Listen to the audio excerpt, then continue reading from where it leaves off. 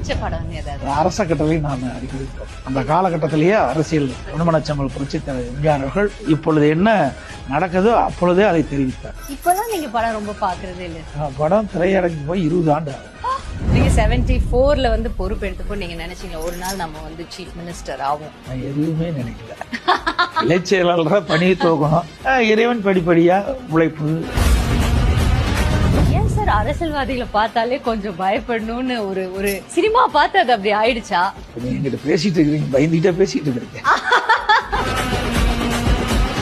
எல்லாருமே அந்த சட்டையில வந்து அந்த போட்டோ வச்சிருப்பீங்க இல்ல சார், அது தெரியுற மாதிரி சட்டை இப்ப கூட வச்சிருக்கேன். அதான் அது எப்போ ஃபர்ஸ்ட் வச்சீங்கிற ஞாபகம் இருக்கு? அம்மா நாங்க வந்து தலைவருக்கு பின்னாண்டு அம்மா தான் இந்த இயக்கத்தை வழிநடத்தினார். எங்களுடைய தலைவருக்கு கொடுக்கின்ற மரியாதை மட்டும் இல்லை, அவர் வழியிலே செயல்பட வேண்டும் என்பது இந்த புகைப்படமே வந்து நமக்கு ஒரு வலிமை.